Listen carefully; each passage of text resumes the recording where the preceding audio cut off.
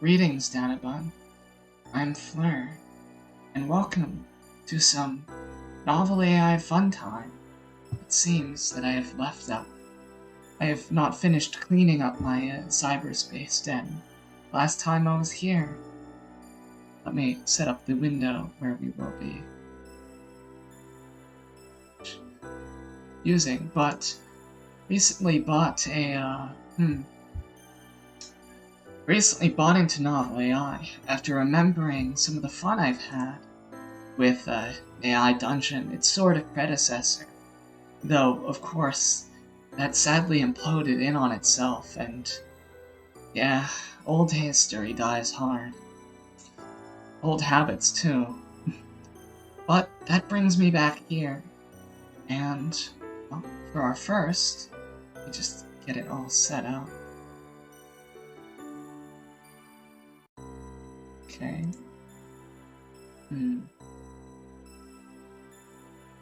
Oh. Let me fix this window.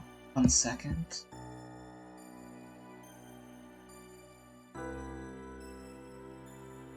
Here, how am I going to...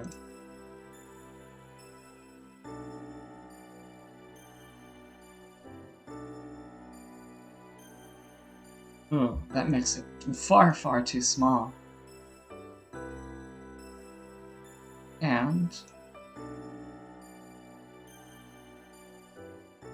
Yep. There we go. So, for our first story, you can see I already kind of threw down a prompt, but... Well, if there is a sort of pulpy author that I am a bit fond of, if you're not aware, is H.P. Lovecraft, at least from playing the Call of Cthulhu role-playing game. So, I will leave it up, and that is one of, I think, the most interesting features of novel AI, is its ability to generate things based off the writing styles of people. It almost is like creating posthumous collaborations, if you're familiar with the phrase. It's actually, in my time at the Center for Human History, I've had to parse quite the few AI-generated forgeries from the real thing. But I think there'll be no mistaking that this will be something written by H.P. Lovecraft, but also not. For I do not believe H.P. Lovecraft could start a story this way. I messaged my Oshi. You're the one who's been visiting me in dreams. I've been seeing you for a long time, but never before had I any direct contact with your spirit. Now, we are linked by means of this dream link, or whatever it is. There was no answer at once. When he did reply, his voice seemed to come from a great distance away. It is strange that we should meet like this, John Carter, said his disembodied whisper. I am not sure how or why we are here together, but I know that our meeting must mean something vitally important to both of us. You'll understand when I say that I do not wish to leave you now.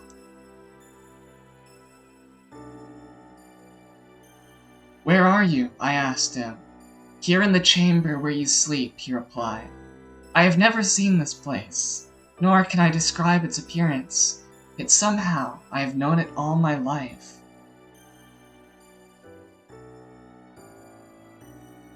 I think we should ask another question. And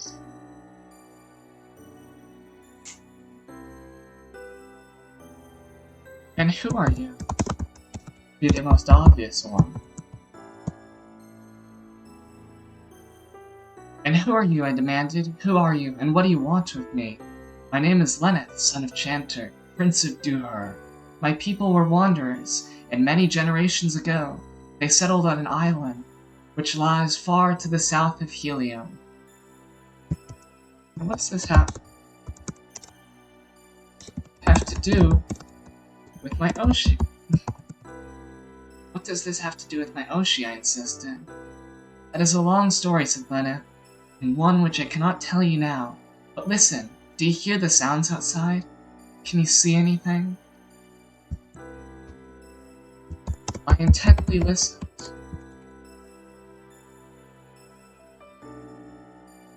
could not detect anything unusual. No, I told him, I hear nothing. What about you? I hear voices, he said. Voices of men. There's a faint light shining through the window slits. The men are calling to each other. It may be that they are searching for us. If so, they will find us soon enough. We'd better get out of here, I exclaimed.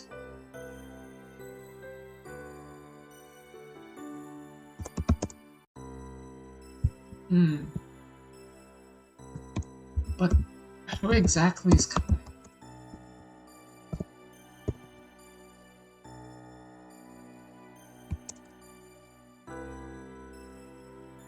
Who exactly is coming for us? He asked, and what manner of men are they? They call themselves Morbus, I explained, but they are not human. They live underground in caverns beneath the surface of Barstow. They have captured Deja Torvis, Princess of Helium, and John Carter. Well, I see we've gone quite pulpy. More Robert E. Howard than H.P. Lovecraft at this point, except for these odd names, though I guess that's something they both share.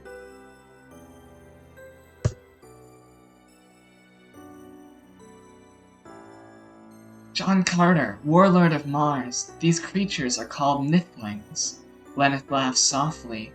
Then it seems that fate has brought us together after all. For it is my intention to rescue Deja Thoris and John Carter from these Nithlings. How might you do that?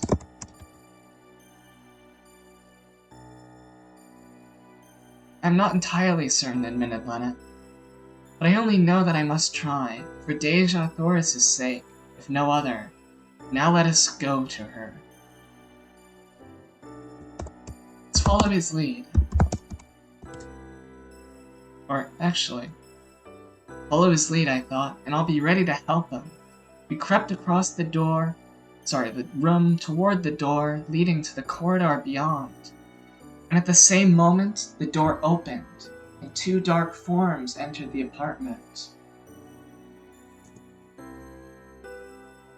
They were armed with swords and daggers, and wore heavy leather harnesses strapped over their shoulders. One of them spoke to Lenneth in a guttural tongue.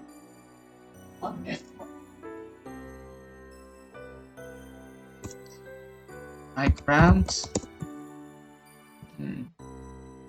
Lenneth is just dream projecting. We'll still grab him and run.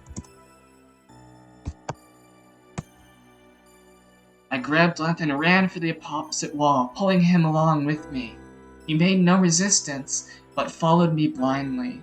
As we neared the wall, I heard the sounds of scuffling behind us. Then came a shout of triumph, and clash of steel upon steel. Looked back to see that the two warriors had cornered Lenneth against the far wall. In another instant he would be killed, and then Deja Thoris would be lost to me forever. I sprang forward, seized one of the warriors by the throat, and hurled him backwards. And with my right leg, I kicked the other man squarely in the stomach. He doubled up, gasping for breath, and I leapt upon him, driving my dagger hilt deep into his heart. Lenneth stood beside me, panting. Come, he said. Let us hurry to the windowsill. Together we rushed to the narrow opening and peered down into the street below. It was deserted, and the sky above was clear. A single torch burned near the foot of the building, and I saw that the balcony directly beneath us overlooked the plaza. This way, I said, indicating a flight of stone steps leading upward from street level.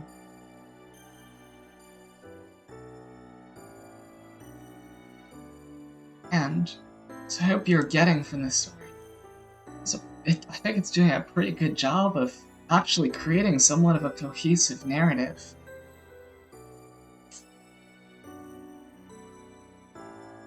Let's see where the stone steps lead. Lenneth joined me, and together we mounted the stairs to the roof. A short ladder led to a trapdoor in the ceiling, and Lenneth pulled it open and stepped through.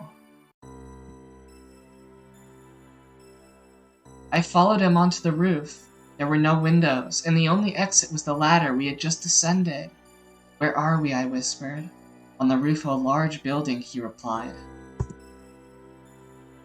"It is surrounded by trees. There is a small stream at our feet.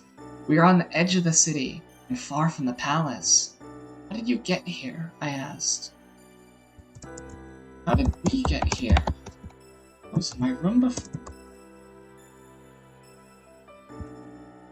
In a normal way.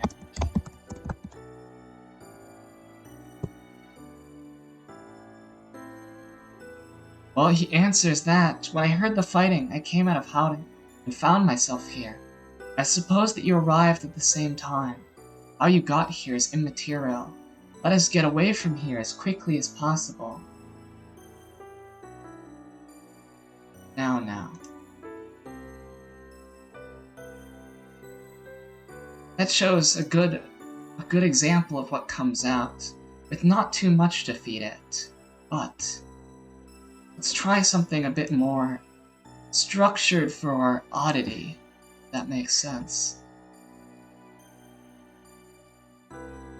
Let's take the lyrics to a song.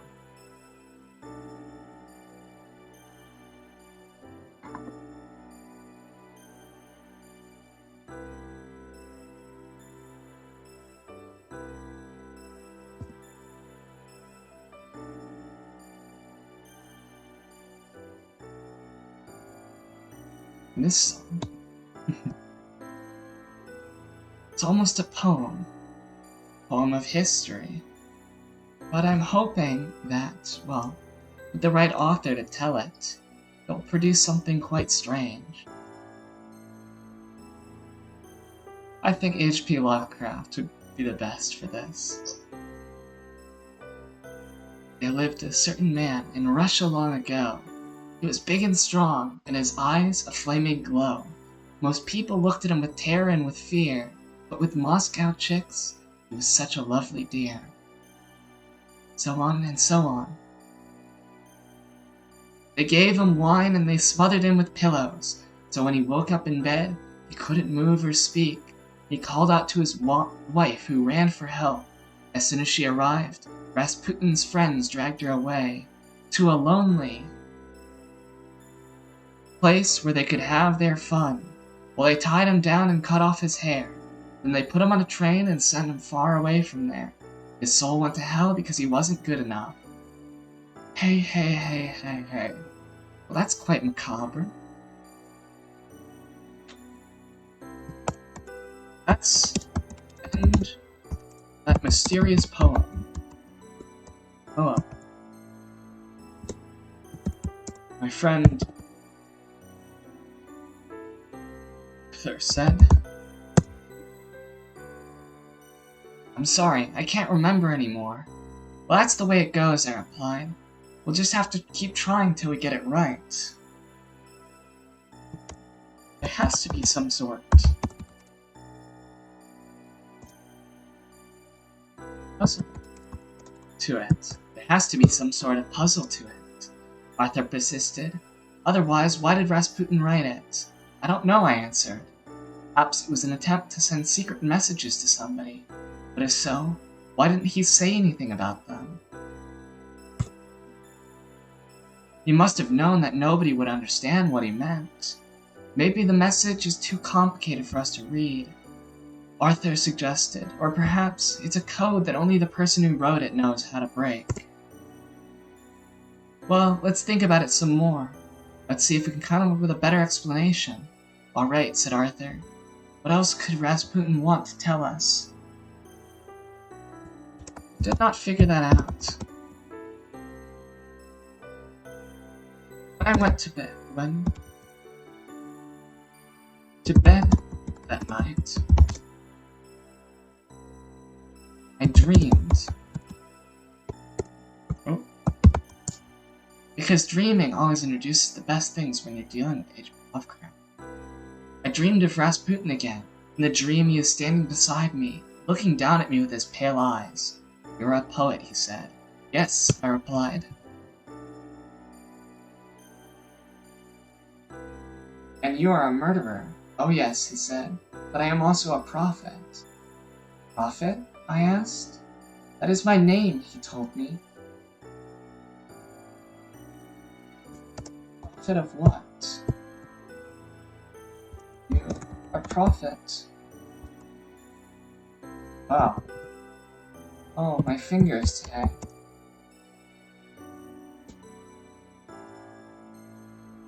Foot shaking. Prophet of what? Of a new religion, he replied. I am the first prophet of the new religion. What is this new religion? It is a religion that will replace Christianity, he explained. Oh. I was intrigued. How does it differ from Christianity? It will bring joy of peace. Instead of being angry and afraid, people will laugh and sing. Instead of worrying about sin and punishment, they will learn to love each other. How blasphemous. Anyways.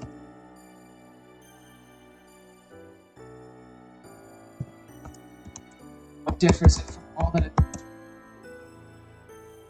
from every... that is possible? Just those same things.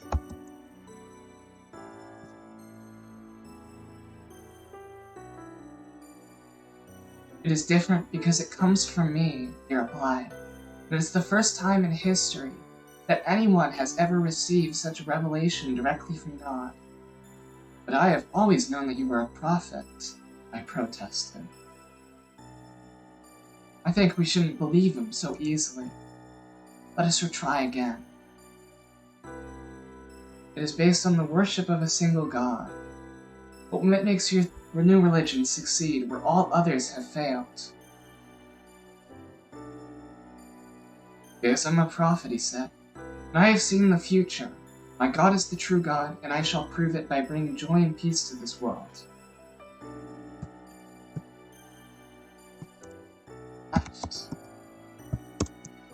Rasputin.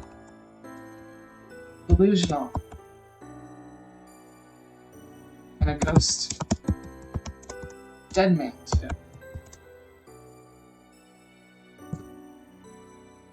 I told him, your religion is doomed to failure. It cannot stand against the combined forces of science and reason. But you don't understand, he said. I have seen the future. I know my religion will prevail. You see, I have been able to communicate with the spirit world. That is impossible, I insisted. Ghosts and spirits do not exist. Even now, you are a figment of my dreaming mind. But I am not a ghost, he said. I am a prophet. I have seen the future. If you can talk to the spirit world, I asked, why do you need me?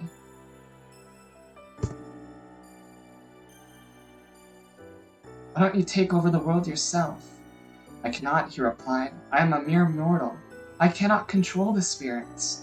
They have no power over me. Only you can do that. Makes me special. And why think I would play along with your games? You are a poet, he said, and you have seen the truth. The time is coming when the light of the new religion will shine throughout the world. Your poetry will help bring that day about.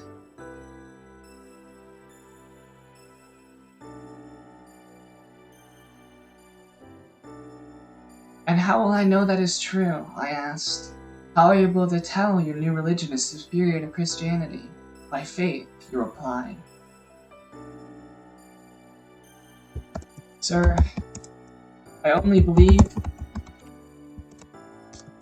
I can see science and reason, not a superstition.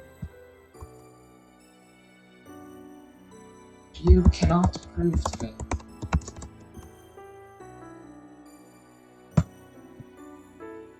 But I can prove it to you, he said. You can go to the village of Gorky and find the church there, and then you can see the miracle that will happen on All Saints' Day. Look out. I knew Rasputin had not been real, but I still felt uneasy. What had he meant by his last words, that something was going to happen on All Saints' Day? Had he foreseen the tragedy, St. Basil's Cathedral, or had he meant something else entirely?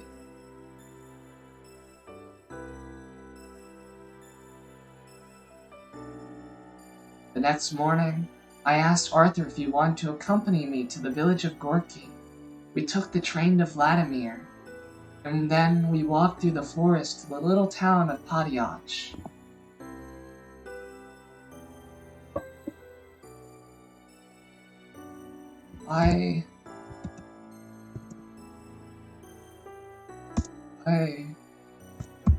No reason in particular, would like to visit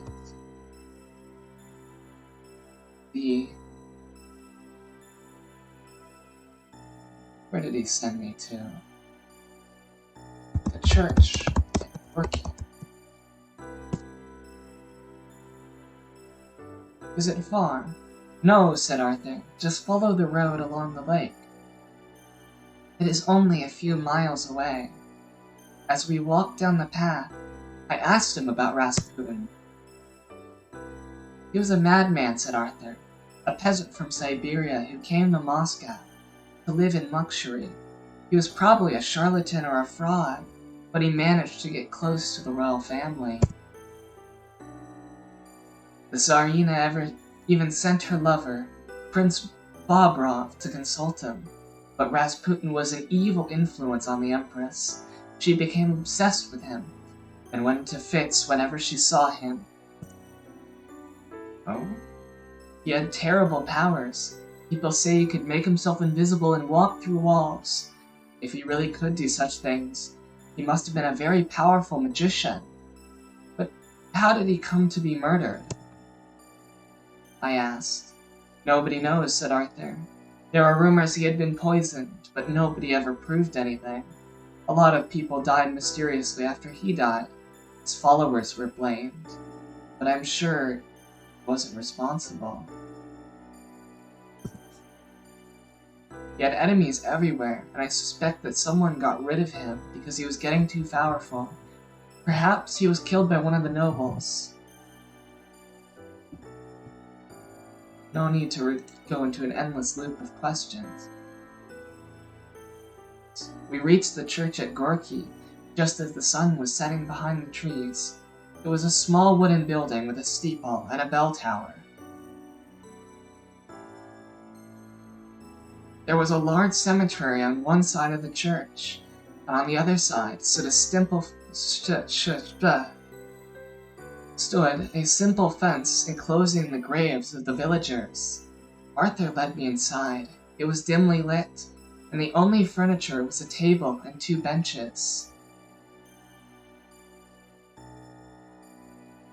There was nothing to indicate that the church was used for religious services.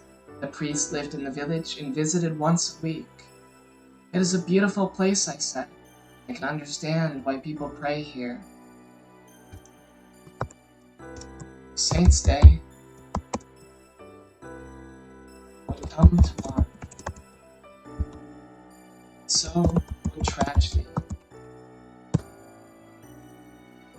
The memory of Rasputin's words haunted me. Was there some connection between the church and the events of the following day? "You want to look outside?" asked Arthur. "Yes, please." So we left the church and walked out to the cemetery. As we passed through the gate, I noticed that the grave markers bore crosses. While most of those in the village were Orthodox, this made sense, I thought. Since the majority, logic error has been encountered. Let's try that again. Surrounded by a low stone wall, the graveyard was. In the center was a cross, and on either side were several wooden crosses. Each was marked with the name of a person buried there. The names were all Slavic. I noticed that most of them were peasants, and a number of the crosses bore marks of recent burial. This is where the villagers buried their dead.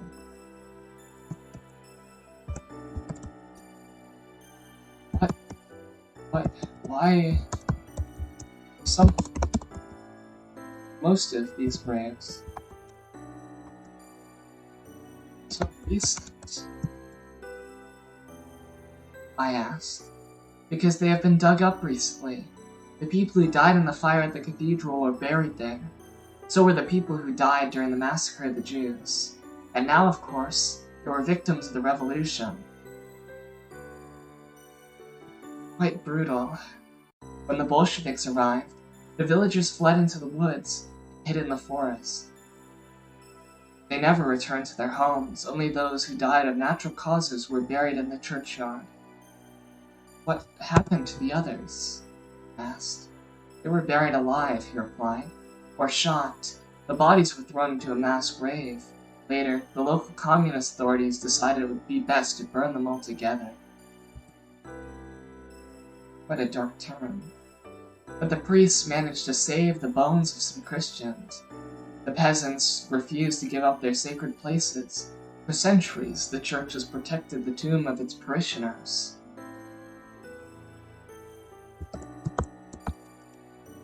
Where is this tomb? Mausoleum? Speak up.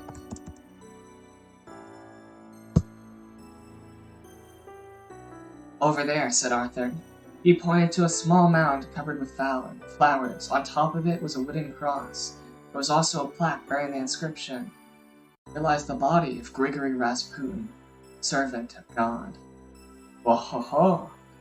The plot picks up now.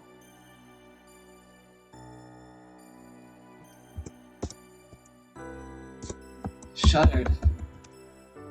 Fear. Unknown. It was buried here. And yet, I knew I should have guessed. How could I have been so stupid? You know, said Arthur, that the old woman told me Rasputin was buried here. She said that his body was exhumed and taken to Moscow. So is that grave empty?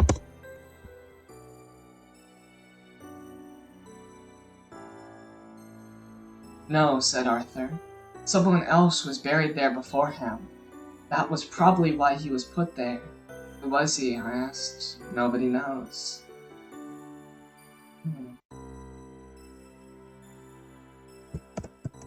Let's find Austin.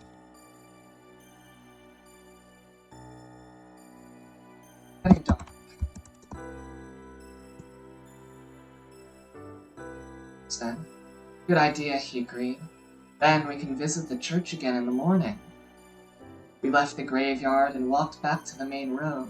As we passed the police station, we heard a shout. A group of men ran out, and Arthur hurried towards them. What's going on? I asked. It's the man who shot at us. The man was being held by the police. Clear trip had been delayed and lost.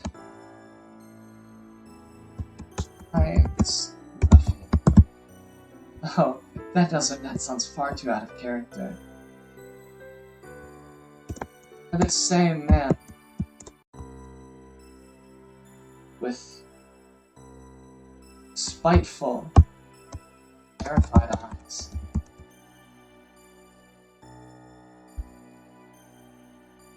Now, however, he looked calm and confident. Well, what do you want? He demanded. Nothing, said Arthur. I just wanted to see your wound. It's nothing. Let's try that again. He wasn't the one that might have been wounded. It's us. I saw you shoot at us. I know what you're talking about, said the man. Don't lie to me. I know you did. You tried to kill my friend. I swear I didn't do it, pleaded the man. I didn't mean any harm. But you fired at him, said Arthur. Something came over me. I couldn't control my actions. The man continued, Please believe me, I am no danger to you. I was sent here by someone who wanted to stop you from reaching Rasputin. Stop us from reaching him. Why? What is he to us? He is the only one who can help me, said the man. If you go to see him, he will hear me. Why stop us? I don't know. I was just told to keep you away. Please forgive me. I will go if you wish. Go then, said Arthur. Could not shake.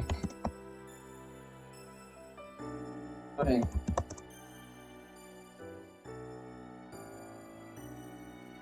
Feeling. Meeting.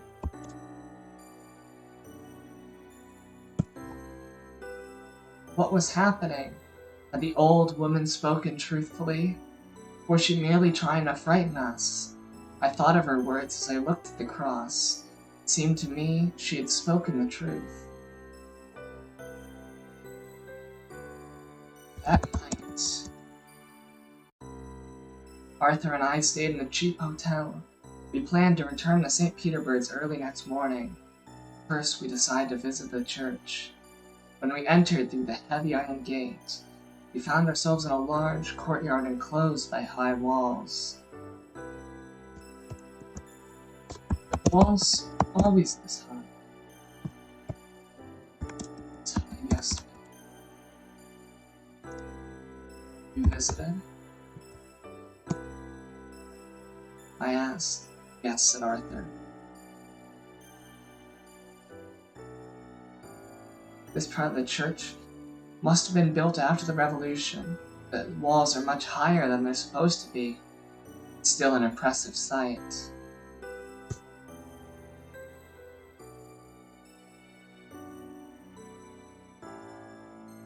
A huge stone cross rose above the roof of the nave. In front of the altar, which was surmounted by a dome, stood a statue of Christ. He was depicted in a rather grotesque fashion, with a hooked nose and a bloated belly. On it.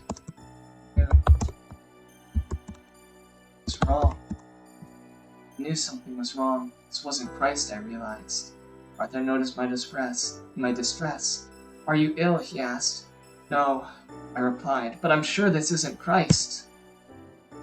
Why is he portrayed like that? Look at his face, it's hideous. Let's try to out-logic error. Looks more like a devil. Perhaps the sculptor had a little too much vodka one day, said Arthur. Very contextual. Maybe, I answered. Maybe it's Rasputin himself. You too easily swayed.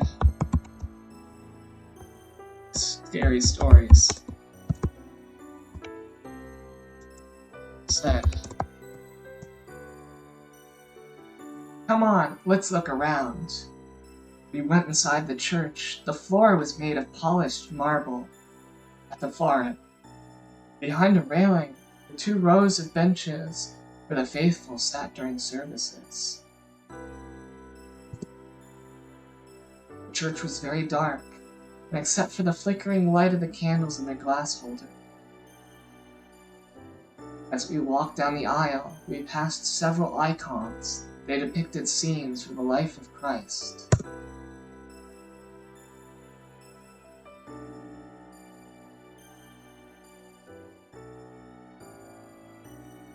One showed Christ feeding the multitudes, another portrayed Christ driving the money changers from his temple. Suddenly, I stopped dead.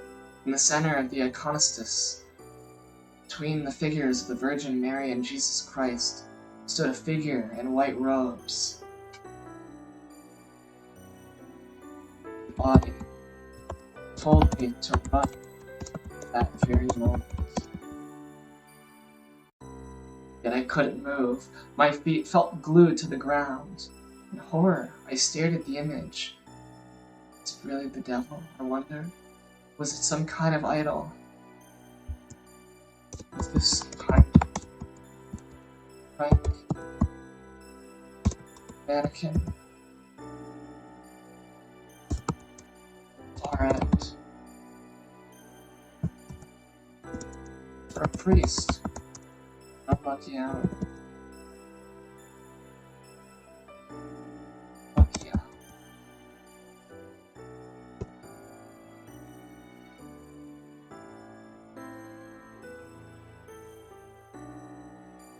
Welcome, Sleepy by Flinge VT. Thank you for raiding in. We are currently in the midst of, well, hello to you. Greetings.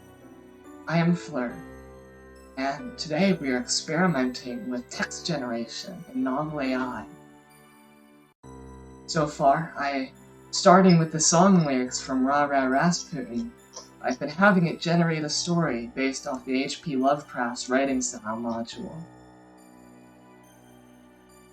The image was gazing back at me. I could feel its gaze boring into my brain. Its face was contorted with hatred. I felt a cold shiver run down my spine. I turned to Arthur. At this point, they have entered into a church, or a dream vision of Rasputin told the main character. Not sure if he's been named yet, as AI is fickle like that. Told him that if he went on this church on All Saints' Day, he would learn of a new religion. Now a strange figure seems to have appeared at the other end. One that might be devil himself.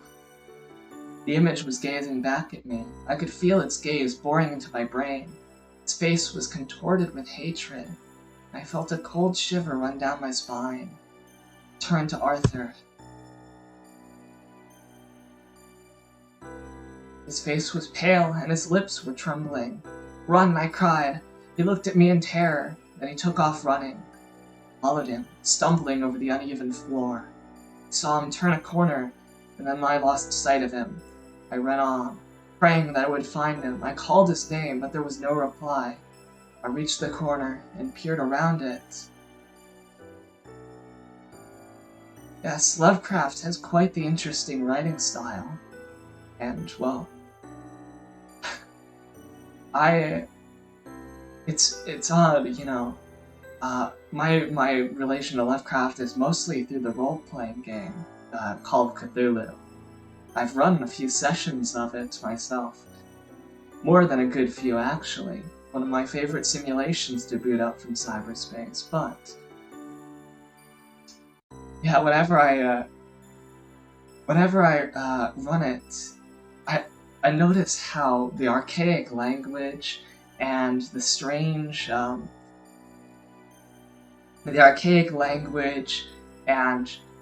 strange idols and all this such, it works much better, I think, atmospherically, actually, when you have players at your table, rather than reading it. Almost it works a lot better if you want to overwhelm somebody. You know, like sometimes he has this rambling strings where he'll start talking about, and this deity and this ancient city and this ancient civilization, oh my. When you have a player that goes into a mental breakdown, you start saying that at them, especially if you've turned out all the lights, or you've done stuff to ramp them up beforehand, it really can incense them quite a bit.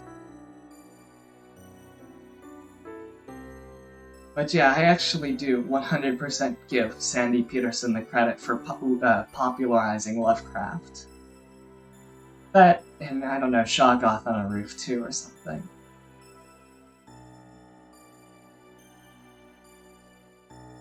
There was no sign of him. I ran to the other side of the building. Again, I searched the darkness, calling his name. Then I heard footsteps. I spun around and saw him standing before me. Da-da. Then I heard footsteps. Oh, are you alright? I asked. Yes, thank God. I think I got away just in time. Oh, and he's bleeding too.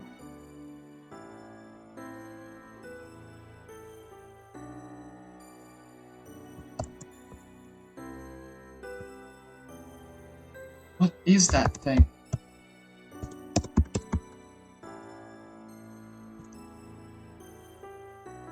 It frightened me so badly. That's a representation of Rasputin, yes. He has always been a popular subject for Russian artists. Hey, let's not start the whole "who is Rasputin" logic era again. Whispered. It's nothing. Come on, let's get out of here. We hurried back to the hotel. As soon as we arrived, Arthur told the clerk what had happened. At night, as I dreamed, I saw again the image of the devil in the church. It was looking straight at me. Its eyes glowed red in the darkness. Then I heard a voice. You're mine, Malinovka. Russian pronunciations. Speaking of Call of Cthulhu, I was a player in a homebrew Call of Cthulhu campaign, set on the Russian front of World War II. And, well,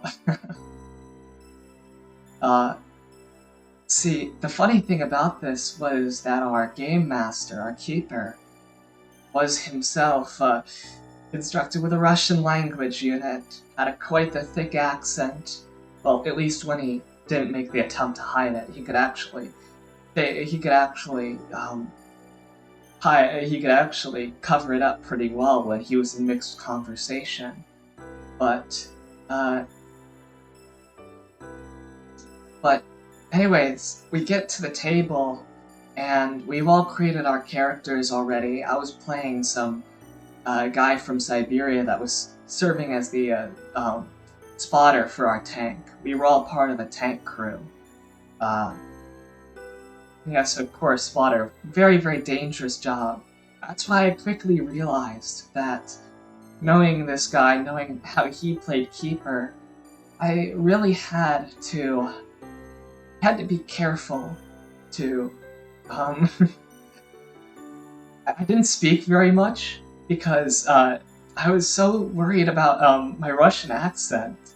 I couldn't really do a good one, and and of course he's a native speaker, and so I realized, oh my god, if I start botching this Russian accent, my brains are just gonna get splattered on the side of the hatch I just opened. And so slowly, my Siberian spotter conscript became quite the near mute, or didn't talk in that much of that many sentences. I did try my best to pick up a Russian accent, but hey, I saw some people mess up their accents, and it did not end well for them. Still the best keeper I've ever had. But there are some things that even in session 0 you won't realize until you're actually at the table and you're like, oh, well, what am I supposed to do now? Oh, and you're Russian yourself? What a nice coincidence.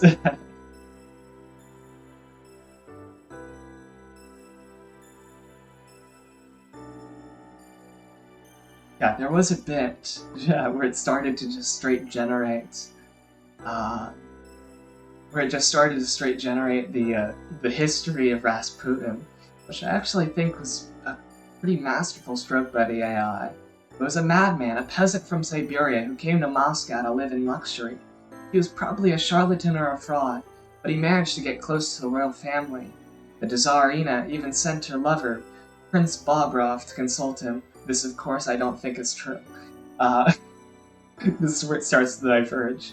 But Rasputin was an evil influence on the Empress. She became obsessed with him and went into fits whenever she saw him. He had terrible powers. People say he could make himself invisible and walk through walls. Now, from reading some records, I can see that being believable. If he could do such things, he must have been a very powerful magician.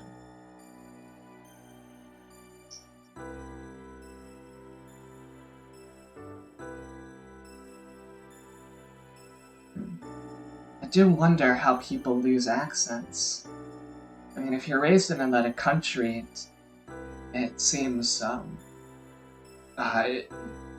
from near birth, it seems kind of natural, but even then, your parents will probably be speaking the accent, so you get like half and half accents. Anyways, I have no idea what my voice is.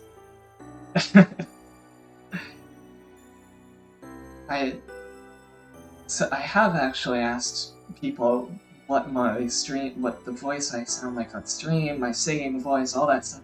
They all guess very, very different places. Never has it been at the actually right place.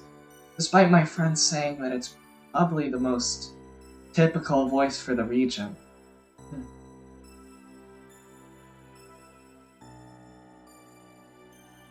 Well, enough about my manufacture history. We left Moscow early next morning.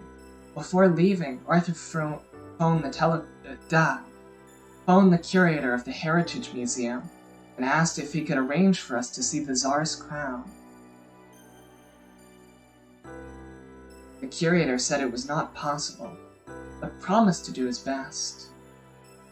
That afternoon, while we were walking along Nevsky Prospect, Arthur asked me to tell him about Rasputin. Oh no, we're not repeating this again. That's a time loop. The crown has not been seen for many years, the curator replied. If the Tsar gave it to Rasputin, it is most likely in his palace in Pokrovskoye. Rasputin might pivot.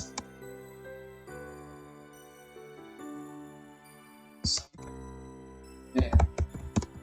The legends say.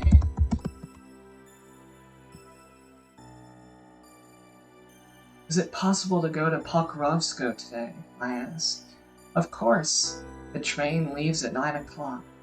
I'll send a carriage for you. Arthur and I traveled to Petrograd by express.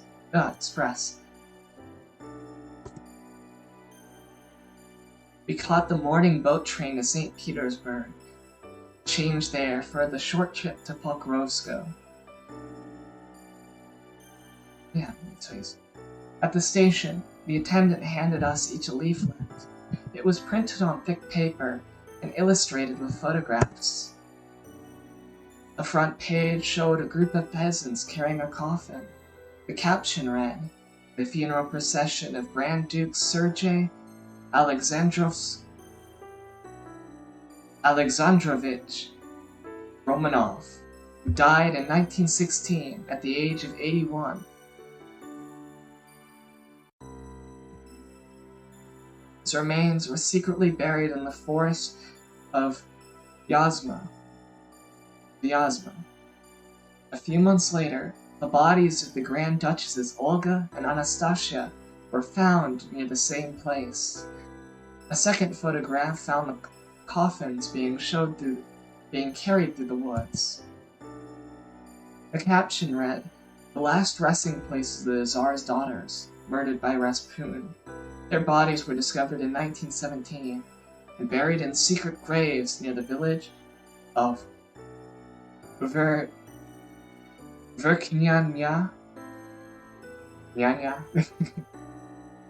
Krasnitsa." Oh. Can't read half the name. The name's here, Arthur said. What does Vyazma mean? It means near the Volga River, I replied. Do you believe in all this stuff about the murders? He asked. I don't know. Perhaps Rasputin did kill the girls. But how could he have done it? I've always thought it must be a lie. How could he have killed them without anyone seeing or hearing anything?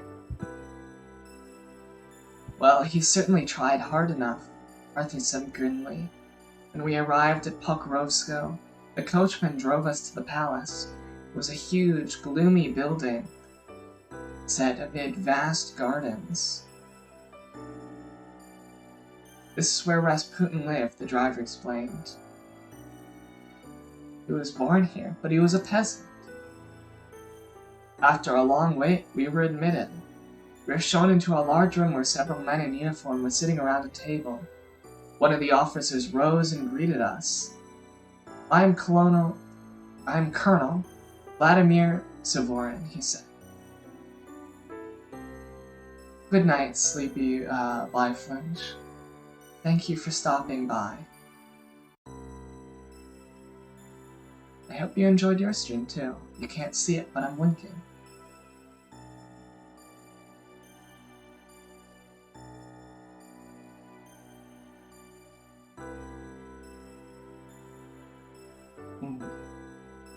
So where were we? I understand you wish to see the crown of the Tsar. He led us through the palace and along a corridor till we came to an enormous door. He knocked and the door opened. Beyond was a small room. In the center stood a heavy wooden cabinet. Colonel Suverin indicated the cabinet. The crown is kept here, he said. You will need to sign the register first. There is this tight security to see it. No, the crown is only accessible to those authorized to enter the palace. You are both such people. Perhaps this is our status. He returned to the corridor and we followed him. We passed through a number of rooms and corridors, finally arriving at a small room which contained a desk and 2 chairs. On the wall hung a large portrait of the Tsar. Suverin sat behind the desk and produced a form. Please give me your names and addresses. Arthur and I exchanged glances. We're not going to tell you our real names, are we? Arthur asked. Porthos, I will call you Mr. Smith and Mr. Jones. All right, Arthur said. Oh, the perks of English. We filled in the details and signed the document. Now please take the key from my pocket, Suverin said. He unlocked the cabinet and lifted the lid. Inside, on a velvet cushion, lay the crown. It was made of gold and encrusted with jewels. It was a small circlet, similar to the one worn by the late King George VI when he visited Russia in 1939. And welcome, Al. Oh, it has been a while.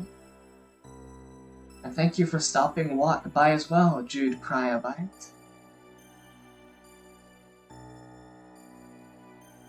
Well, I am currently involved in helping Novel AI generate some fiction using as a seed the full lyrics of Ra Ra Rasputin, and as a style, the style of H.P. Lovecraft, though it's already turned a bit in some ways to horror.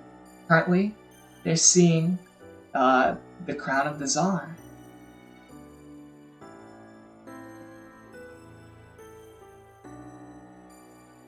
May I touch it? Arthur asked. Certainly. Arthur reached forward and took the crown in his hands. For a moment, he held it tightly, turning it over and examining it closely.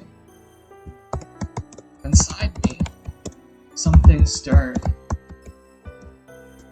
I had to even come here, first place. Was it just to satisfy Arthur's curiosity? Or did we really want to find the crown? Had we come all this way because we were hoping that somehow, against all reason, it would prove to be true? I felt a mixture of emotions as I watched Arthur hold the crown. There was fear and excitement and a sense of wonder, but also of dread. I remembered my father telling me stories about the crown, and how it was used in ancient times to seal the fate of nations. And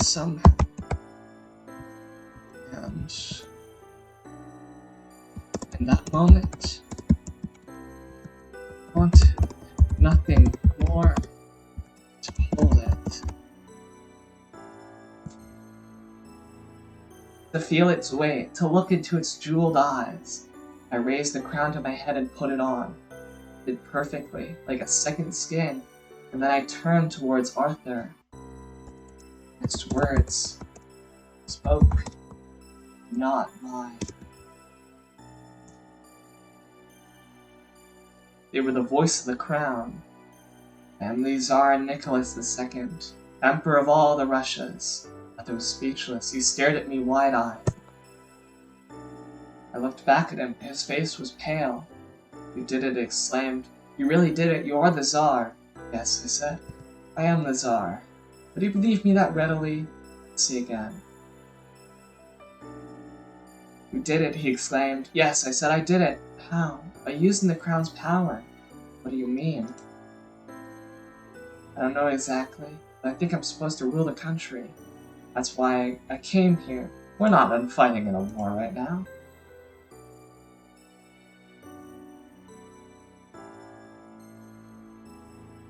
Let's try to nip this root of bad logic before it spirals. The next words I spoke were not mine, they were Rasputin's. Not where it is not for you. What do you mean? Arthur said. I mean that you are not worthy. Welcome, V.T. Tommy C. Yes, greetings, Dadabud. I am indeed Fleur. Mean that you are not worthy.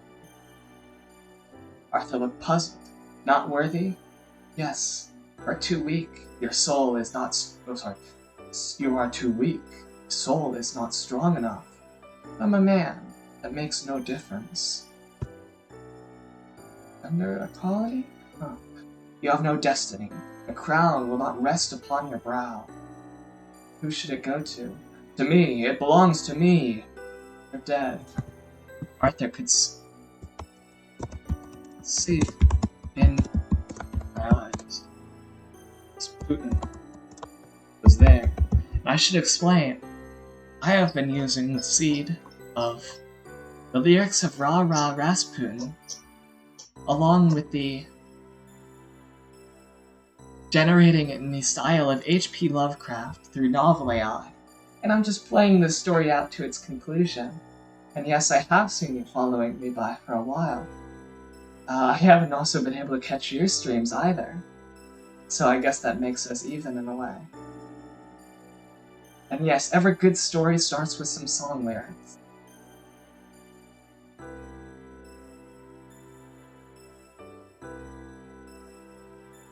Drink lots of water. Will do, Papa.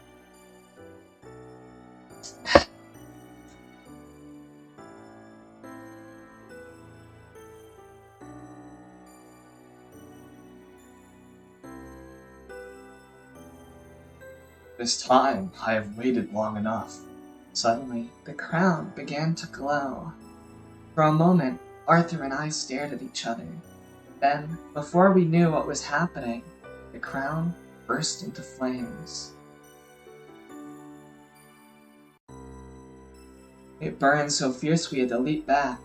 Quick, put it out, Arthur shouted. We dashed to the door and ran down the corridor. A servant appeared. We told him to fetch water.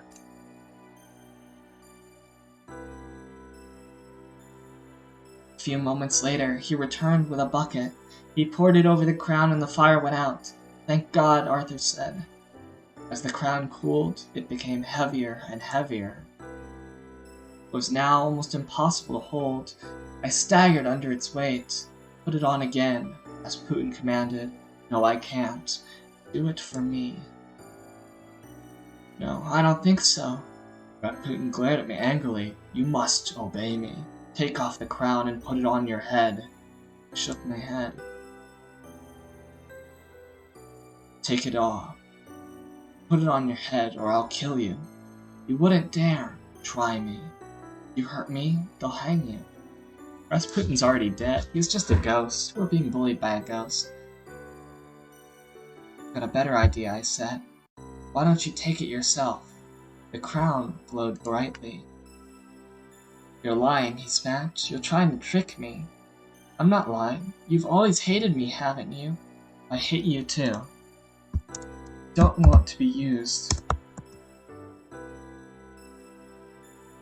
Yeah.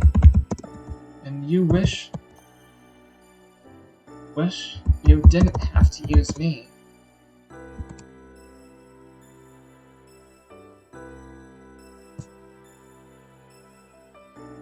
So let's stop pretending. If you want the crown, take it, otherwise get lost. I will destroy you if you refuse me. So do it then. And I chucked the crown at Rasputin. All my strength.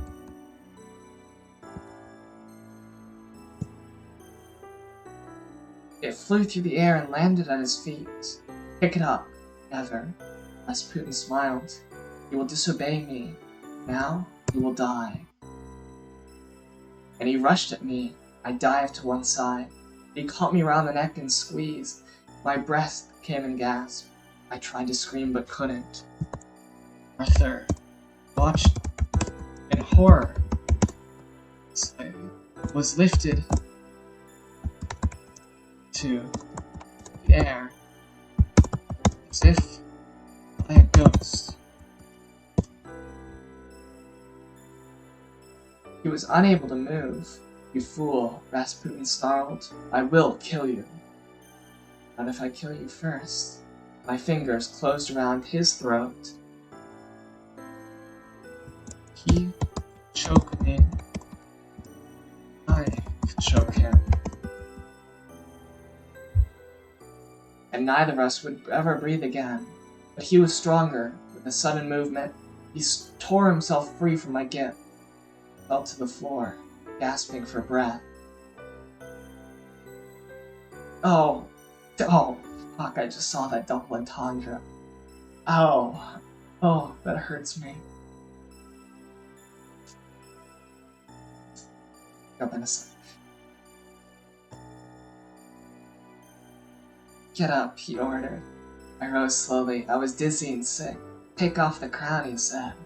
I looked at Arthur. He nodded encouragingly.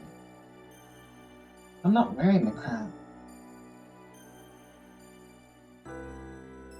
Rasputin stood over me, smiling. You thought you could defeat me, did you? You are wrong. I am immortal. I will always return. Are you some kind of Ghostbusters villain? You won't win, I gasped. You can't beat me. You can't beat anyone. I've already beaten you. He took the crown from the floor, placed it on his own head. Now I shall rule the world. I shall make you my slave. Help me, I whispered. Arthur bent down and helped me to my feet. I stumbled away. Where are you going? Rasputin demanded. I don't care. You will serve me, or else. Or else what? Death. I don't believe you. You'll die anyway. If you kill me, I'll come back to haunt you. Rasputin laughed. You know, this AI had such humor. You are mad. Do you think I could fear you? I wasn't sure. I couldn't bear the thought of dying. We'll send you to hell. Doubt it.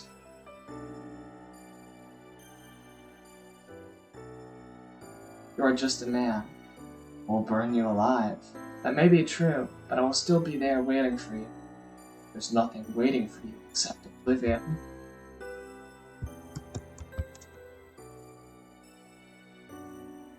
thought. As I said that, let's get some action in here. Let's go hard. I picked up a poker from the fireplace. You wouldn't dare, he sneered. Try me. He took a step towards me. I am invincible. You are not invincible. We seem to be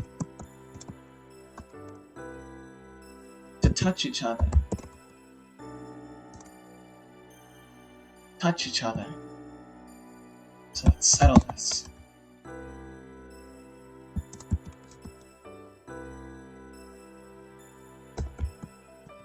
Living in death. He lunged forward. I swung the poker at his face. It struck him hard. His eyes widened in surprise. He raised his hand to his cheek. Then he looked at me. You're a strong man, he said. Very strong. Then why don't you leave me alone? Because I need you. You don't need me. It's another medium to possess.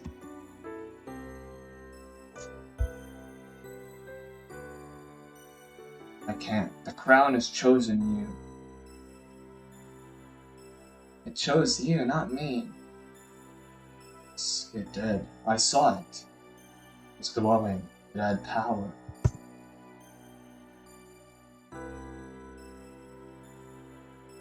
I don't want it. You mustn't take it. Command you. No. You will obey me. I don't want it. Take it.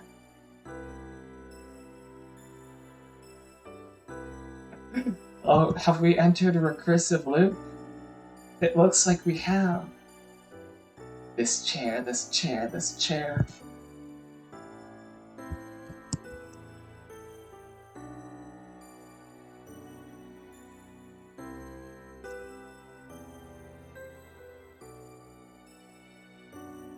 Where a chair is that? This chair. This chair, this chair. This was the chair that Rasputin had sat in when he brought me here. I knew it, I felt it, I sensed it. Went over to it, lifted it. Take it, placed it on the floor. Now sit down. Did as he commanded. Oh, it's him speaking. You are mine now. I nodded. I will never let you go. At that point, Arthur had been paralyzed. Fear. During the whole episode, broke out into wild laughter. See, he said, I told you. But I looked at Rasputin. You can't do anything to me. You're mistaken. Why don't you try me then? Well, he has done stuff to me. I have powers beyond your comprehension. You're crazy. I'm not crazy. I'm very sane. Now tell me. Well, he's entered into the logic era now.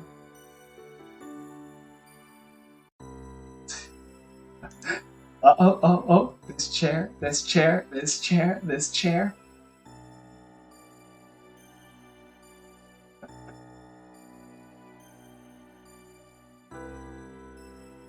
You know, there's a secret cheat code on AI Dungeon, which usually allows you to get out of these situations.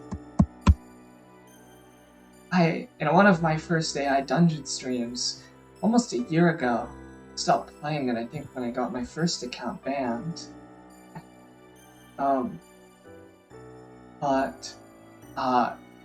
Yeah, the magic words of McClanky sundered worlds broke me free from the grip of evil gods and cosmic powers beyond belief. So let's say them.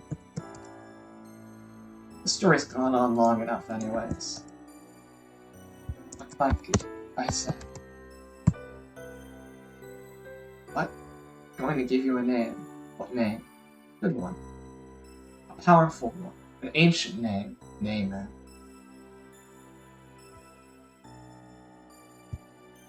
It's quite backfired giving him such a name of power. A new name. My name is... What? Your new name? My name is Rasputin. No. No. Yes. No. Yes.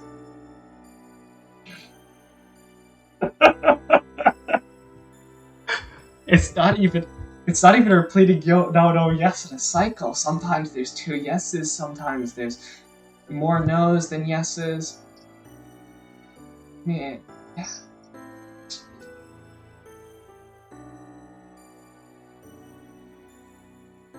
A clanky.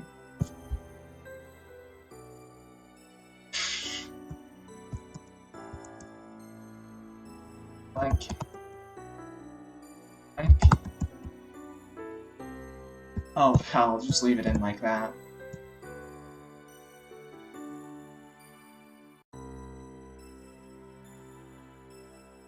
Are we really just no Ewing? It's ancient evil Rasputin.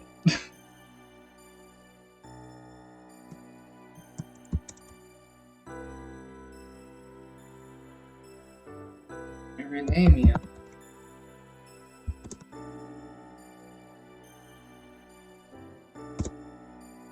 As witnessed.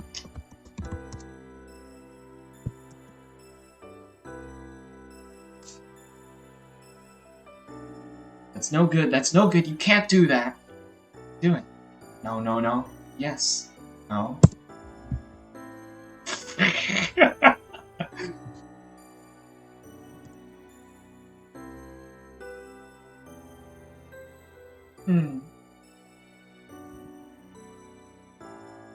What's this button on me? Oh, that's the lore book. Let's see.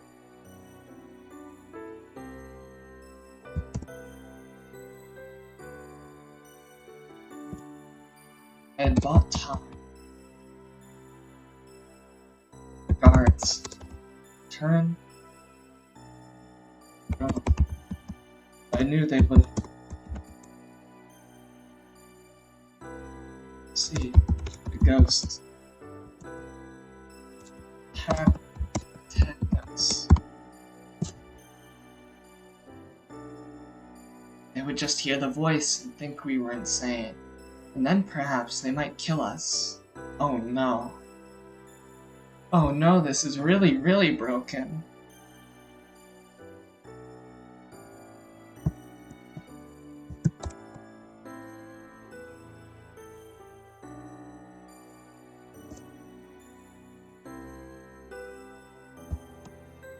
Hunger.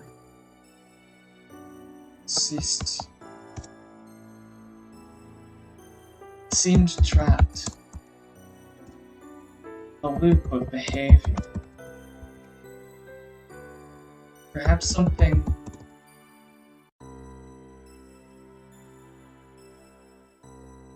Perhaps something it said had caused this glitch.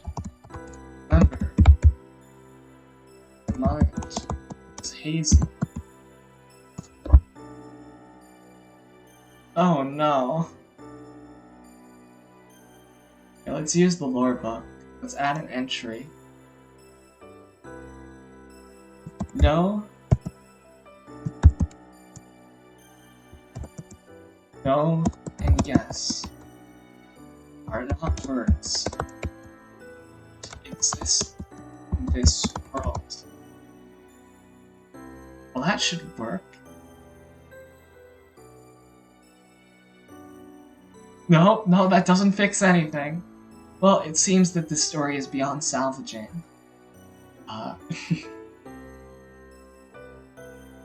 We've truly hit a logic error. That actually reminds me. It's a bit of a spoiler, because, Hey, Tommy, do you have any plans to read Human Echo?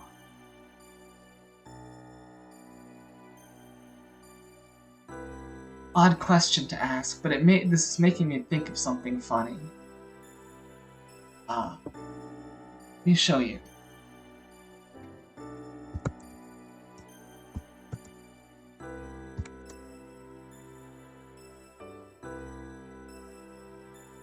So, First, let me get out like a Padlet or something. Give the background on this. Or no, that's not it. Agi? I think it's Agi. Okay. Now let's just draw. Alright, yeah. Send that away. Alright. So, the situation is, it's basically a logic puzzle. Man is locked in a room, and it has been sealed with tape from the outside. Man is in a room. It's, well, it's actually locked from the inside by a chain. And on the outside, tape has been put so that if anyone were to enter, they could tell. Basically, if the tape isn't broken, then,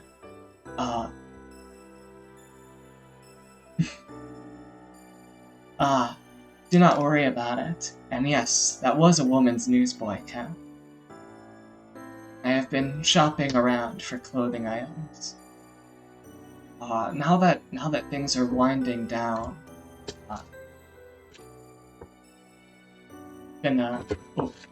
whoops.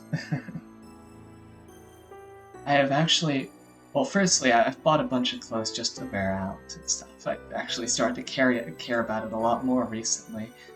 But the other thing was I've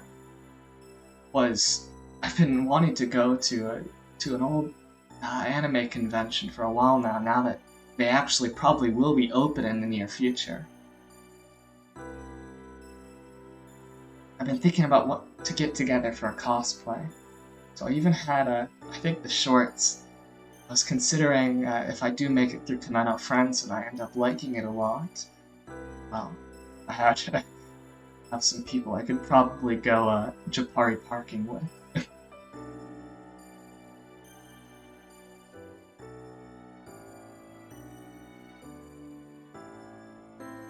Welcome to Japari Desu.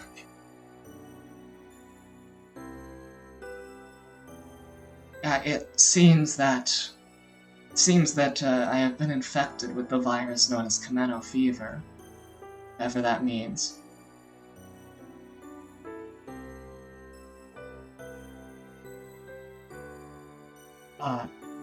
The shorts would be for cosplaying Kabon, the main character from the first season. I think they changed main characters on second season. I haven't gotten there yet. I've just heard about it, but I'm about halfway through the first season. I actually have a watch-along coming up on Sunday.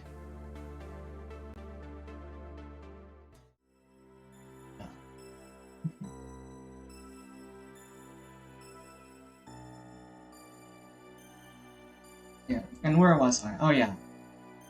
I'm starting to realize this might be a bit too esoteric, but I'll try to make it anyway. So anyways, it's been sealed from the outside by tape.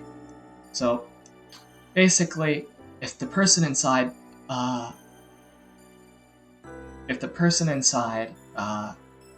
were to exit the door, then it would break the seal. We have Miss Detective here, who is basically the worst character in this whole thing, because so anyway, she's the detective for this mystery story, and well, in one of the games, she can't confirm if everybody is dead or not, because the bodies, it just don't have the injuries where you can say, with 100% certainty that people are dead. So she grabs some trash bags and a knife, and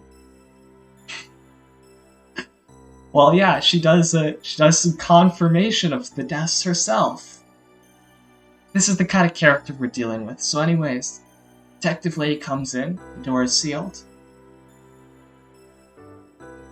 She enters into the room, guy's not there. So where's my eraser?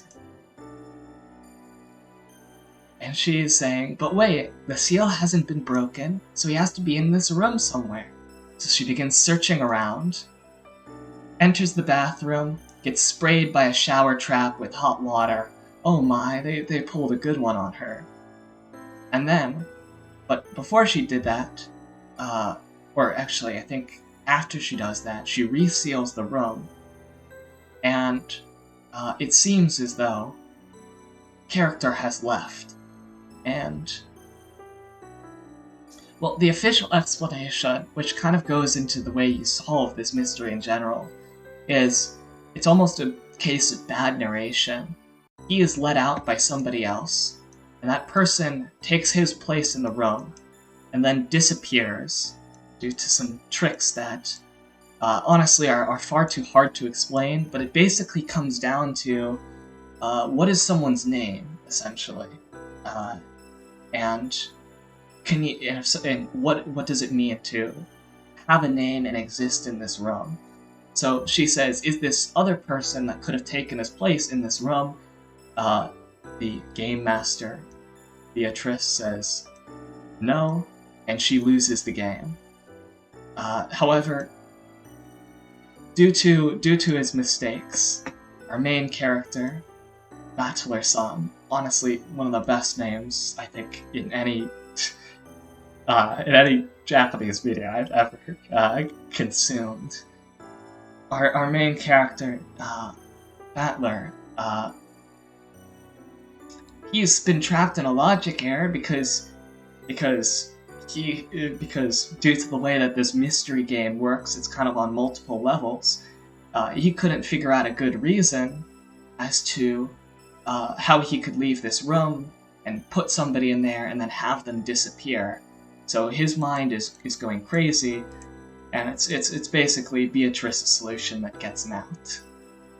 But this is also kind of implied to be like his plan from the first place, that he's going to get her to do this. So there's this funny parody, which I just think is one of the stupidest logic games you could ever play, that shows if she couldn't get the answer, and he had to create a solution to this logic error for himself. Let's watch. Battler solves the logic error, based on a work by 7th Expansion. Yes, this is the guy who made Higurashi. Well, it's parodying Human Echo, which was made by him. Though often enemies in the politics and the realms of witches, there are few matters which can draw even bitter foes to meet under an umbrella of forced niceties. Tea, when offered, is generally one such situation. For so long as the tea keeps flowing, so too will the civility, and so it should not come entirely surprised that the endless sorcerer Battler and Golden Witch Beatrice had invited Lady Ben Castell along with Lady Lambda Delta to tea. The Witch of Certainty grinned like a kid in a candy store. It was clear that she was enjoying the outcome of the last game immensely. Certainly, things had looked bad for the Golden Witch and the Sorcerer, and yet Beatrice had found a way, it seemed, as she always did. Congratulations on your masterful work unraveling the logic error, she playfully biting tone. Eyes accents to Burncastle, she praised Beatrice. It really was a surprise to see the two of them get out of that, wasn't it? That question was aimed more directly at the Witch of Miracles, Lamb Delta's unwavering and childish face putting the lie to the malice she was channeling in Burncastle's direction. For her part as ever, Burncastle sipped tea, with no immediate outward display of emotion, and rolled her eyes before speaking. I will grudgingly admit that Beatrice has shown why she is viewed as a witch, in such caliber as that performance, yes, however. No, text fast. Battler smiled, pressing her. However, Burncastle set her cup down on its saucer with a soft clink. However, she was only successful through luck. In the failings of my furniture, it's unfortunate, really. That piece would prove so disappointing in the end. Also, I love the sprite art. It's so jank. You'd be a fan of winning with luck, Battler observed, chuckling to himself. Burncastle's returned gaze was ice. Only when it's used to her advantage, of course. One thing you realize after 1,000 years is relying on miracles is that once-in-a-lifetime miracles are just as likely to happen as somebody else. Beatrice nodded. I imagine that can be quite frustrating. Berncastle said nothing, returning to her tea with a contemptful sneer and forcing Beatrice to continue the conversation. At any rate, I do appreciate your praise, Mistress Lambdelta, and Lady Berncastle reserve compliments. I'll take what I can from both of you. Battler gestured pridefully in Beatrice's direction. It really was good. I would have been in pretty hot water if you hadn't thought it through. Though she smiled outwardly, Beatrice was suddenly struck by something which crossed her mind before, but which the present other witches drew to the forefront of her thoughts. She had produced a dastardly and masterful solution to the logic error entrapping Battler. It was true, and so had managed to achieve almost everything she and Battler could have wanted, and that ultimately was what bothered her. She viewed the solution as a desperate attempt to unravel Erica's web of tricks, but when she pulled on the thread, everything seemed to collapse so easily, so perfectly. Something was wrong. This air of suspicion caused her to frown a bit in spite of herself, a shift in emotion which caused Berncastle to notice. Are you finding success not everything you imagined it to be, Golden Witch? The change in mood seemed to suit her as she found a new avenue of attack. Beatrice was in little condition to parry the verbal blows and tried her best to ignore them. So instead, quite out of nowhere, Beatrice turned to the man beside her, narrowing her eyes with suspicion as she asked him straight out, Battler, were you ever entrapped in the logic error? Ever really? Battler managed a nervous scoff, not sounding entirely convincing. His arm thrust out from under his cape, pointing to the elder witches for support. What are you talking about, Beato? Of course I was. Everybody saw it, right? I saw you in a trap, sure, but I think I like the one you've stepped in a lot now better, Lambdelta joked.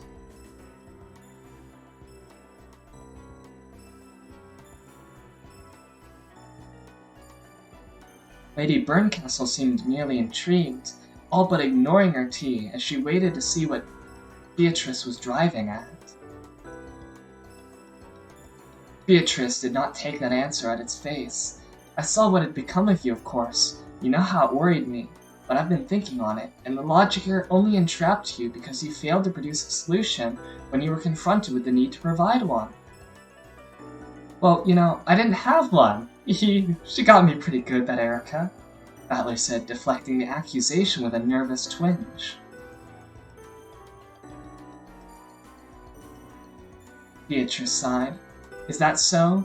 It couldn't be that you were simply eager for me to have me produce a solution myself, could it? After all, your miracle would have never happened had you simply wriggled free of that trap on your own. The wheels in Berncastle's head seemed to turn at Beatrice's careful phrasing, and she half smiled in agreement. My furniture was enthusiastic and rather careless if you truly did become the endless sorcerer. Would it really be so easy for you to be cornered by a mere human? Lambdelta is quite the name. It's a pun on multiple levels. I'll explain later. You two are ganging up on me, sweated. I mean, come on, does it really make that sense? Why would I put myself, through something like that? I know we're all supposed to be a little crazy around here, I just know witches all are, but really, guys. Beatrice cackled. Ha! I should have known. Do you think your lies are going to convince me otherwise? This whole affair was for my sake, and I knew what I would do, and you knew what I would do the whole time. Well, Battler half confessed. You got a relationship founded on doing over-the-top crazy stuff just to prove a little point to each other, but come on, hey, Beato. Lambda slammed the teapot down with a conversation-stopping thump, letting silence seep through the parlor while leaning back in her seat and bringing the teacup to her lips with an almost agonizing slowness, sipping for what seemed like an eternity. Then she finally exhaled and sighed. That Virgilia's got a fine blend, doesn't she? Oh, are you expecting me to say something? Well, alright, I guess. If you're all hanging on me with every word, here's something. Beatrice's solution might have been the one that Battler intended her to find, but it doesn't necessarily mean it was the solution that Battler had in mind himself. If you have a solution, Byrne countered, realizing with a sudden sip that her tea was going cold. She grumbled and fished for a teapot, pouring for only a second before realizing that Lambadolta had taken the bulk of it, and glaring at the carefree witch's certainty again. Battler sighed, his cloaked shoulders drooping a bit in resignation.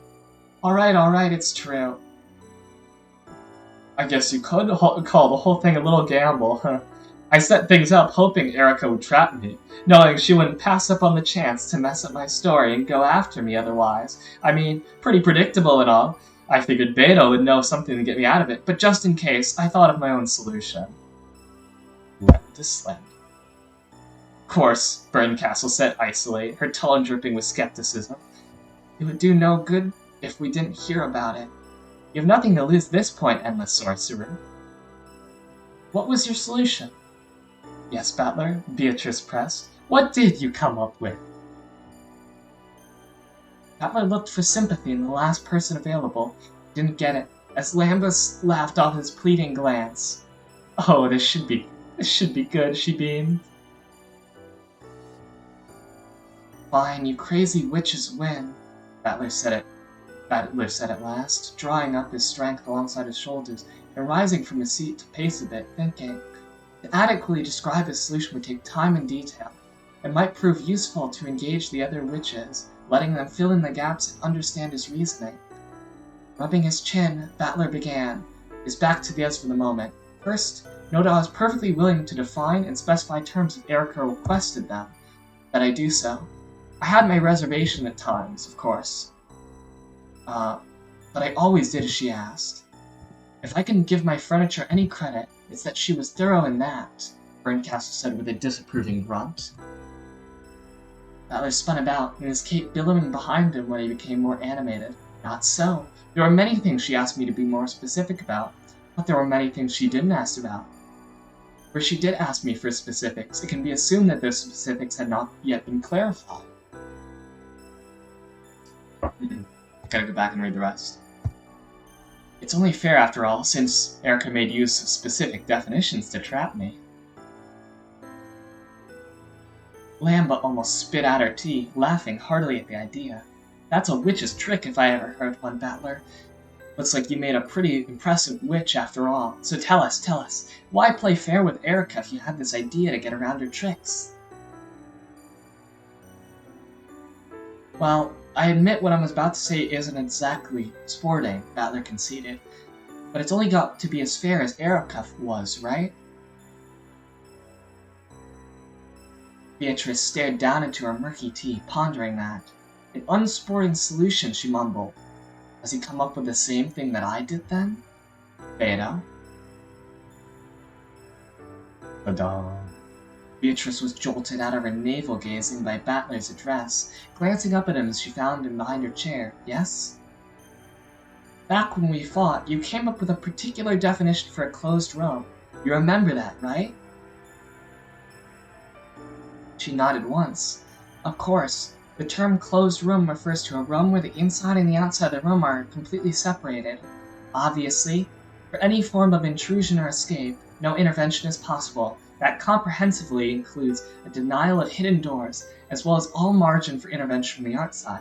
I believe that you and Erica ended up in a definition like that as well. Lamba offered an aside to Burncastle. Funny, isn't it? Battler gave Erica the power to make closed rooms according to that definition, and that's what got him stuck. Or did it? She swiveled her head towards Battler, ignoring Byrne's huffing response. I should have been suspicious when you offered exactly 3 seals, Burncastle offered with a scowl. That refers to the 3 seals of tape that he gave her, which could create closed rooms because if you open a door, the tape seal breaks. It took precisely that number to construct the logic error around you. Any fewer and somewhere would have rescued you. Battler shrugged, but that's not the most important part. The important part is the definition. You remember that D. Lanner pointed out one aspect of the definition that's important. Beatrice grinned. It's impossible to construct from the outside.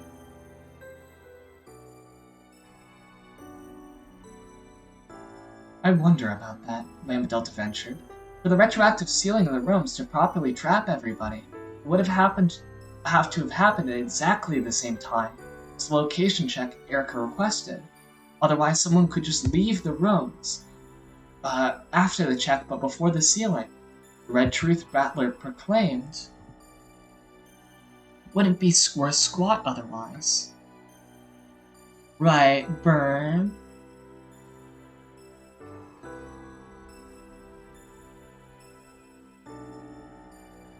Burn Castle did not rise to the mockery. Beatrice intervened instead. In other words, the location check must have been coterminous with the sealing, in order to both ascertain the location of every individual and ensure they could not move anywhere else during the setup of the logic error. Otherwise, anyone could have rescued Battler by slipping out before the rooms were sealed. This is actually the official solution. She says, I'm gonna seal up the room. She starts to seal the room. Someone slips out through a different entrance. And then she goes around to the other side. Because, windows and doors on a room. And they've already slipped out the window, so she did a location check of everybody. She began to seal, and by the time that she was done sealing, people were in different locations. However, he's saying that she sealed herself inside Cousin's room, because she seals up 3 places.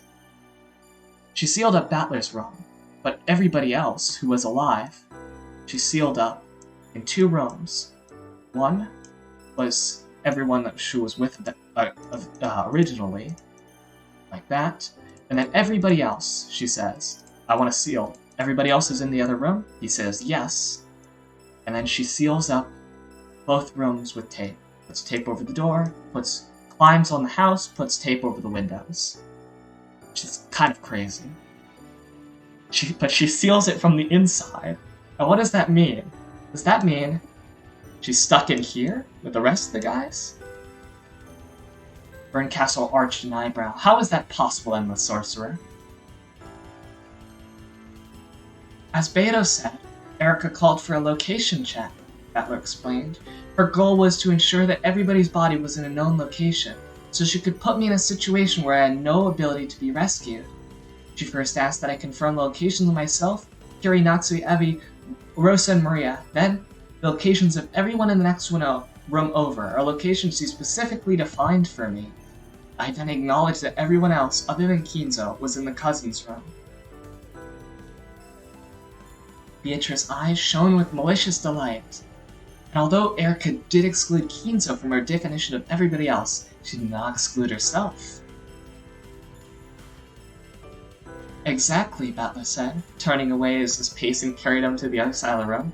Erica is not the one of the 11 names previously placed in specific location, and she isn't Kinzo, so she's part of everyone else. Basically, she sealed herself inside the room. The Witch of Certainty couldn't help but cackle along, delighted by Battler's madcap reasoning. However, a nasty grin crossed her face all of a sudden. She warned him, you won't be able to get away with that for long, You might just put yourself in another logic error. When you say things like that. Battler grinned as he passed behind her. Well, I'm not the one. I'm not in one yet, am I? Burncastle seemed fit to put him there. However, I have to challenge your grasp of the facts. While I admit that it is true that you're taking your definitions literally, Erica would have to have sealed herself inside the cousin's room to create a true closed room. The seals which she offered were merely a metaphorical device, a feat on your part as game master, representing the closed status of the room. Surely, Erica's location was applied to be in the hallway by her own knowledge of location. Besides, Erica entered the guest room where you were supposed to be found. How could she do that if she was trapped in the cousin's room? How does she get from here, from this room, to this room? Now we get into the real madcap reasoning. Battler was relentless in his response. Hand was clamped down on the back of Burncastle's chair. Implied, it was Erica's responsibility as player to confirm those details. If she meant to specify her location outside of everyone else, she would have done so. Besides, what does it matter?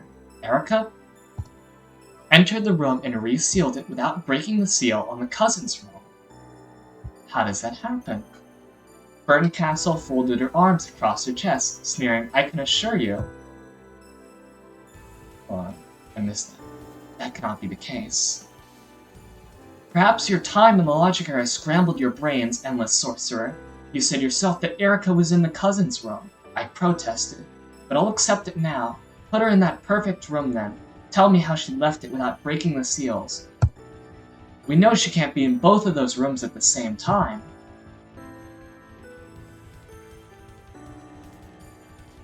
Ha ha ha ha ha! That isn't true at all. Lamb Delta slammed her knee in delight, then slapped Berncastle's knee for good measure, or would have, had the Witch of Miracle's slender hand not caught her wrist in a death grip. Berncastle stared holes through Battler. Lady Lamb Delta is correct, you know, Beatrice observed in agreement with the other two. For example, when Erica was attempting to trap Battler in the guest room, she requested a subdivision of the room into its constituent parts, the bedroom, the bathroom, and the closet. It's possible to be in the bathroom and not in the bedroom, but no matter which of the rooms you're in, you're still in the guest room. Berncastle's glare had gone from merely skeptical to downright incensed. The Witch of Miracles, apparently well aware of where Battler's reasoning was taking the witches, and not the least bit happy about that realization. Oh, the Battler grin. Battler, for his part, offered the dumbest grin in his arsenal. Erica was in the cousin's room, Shannon was in the cousin's room, Kiri was in the cousin's room, Battler was in the cousin's room, the president of Zimbabwe was in the cousin's room, the microbacteria of Talaseti 7 were in the cousin's room. So by everyone else, Beatrice responded with Battler. You literally mean everyone. Battler nodded. After all, isn't a hidden assassin X exactly what Erica was trying to avoid letting me get away with? The location check makes quite clear where everyone is. Of course, I won't use any piece not on the island as part of the game. The confusing nature of Battler's remarks seemed to have no effect on Lambda Delta. I don't know, the cousin's room doesn't seem quite big enough to hold every body that exists, Battler. Besides, wouldn't it be restricted to the proclamation that the cast of characters of Rock and Jima are the only ones present on the island? You can't go sticking all little green aliens and Santa Claus in there, can you? Even if they can't do anything to stop Erica or interfere with the game, right? I'll concede that, Battler admitted, with what initially appeared to be a resigned sigh. But then his eyes lit up once again. However, Eric could find only the specifics of the next room over. She never actually asked me to clarify that the cousin's room is physically the same space as the next room over. Beatrice cackled without further comment. Berncastle was livid, but for the moment, she waited for an opportunity to tear a hole in this absurdity. Battler continued. Had Erica asked me to be more specific, sure, I might have been required to specifically define and divide out the cousin's room as a specific space and list everyone who's actually there. But she didn't want me to do that, did she? She wanted everyone else in there too. Well, I can well do that. I can't very well do that and restrict the dimension of the cousin's room to Rock and Jima, could I? That would be a logic error all by itself. So I just have to assume that she left that undefined, and so come up with a proper definition that accommodates all the facts she's forced me to confirm, that everybody exists in it. So he pauses with a pausing for dramatic effect, thrusting his hands from under his cape. Since the room contains everyone else, it is clear that it cannot be referring solely to the actual room Erica thought of as the cousin's room, which merely served as symbol for the ceiling of the room that contained everybody else. Indeed, since Erica was in the hallway when she created the closed room from the inside, we know it must have contained the hallway as well. Further, to adequately contain everyone else, it must encompass some area other than Rock and Jima. There exists only one definition of the cousin's room, that is capable of containing everyone else. It's the entire universe. The Cousins Room is defined as the entire universe. Let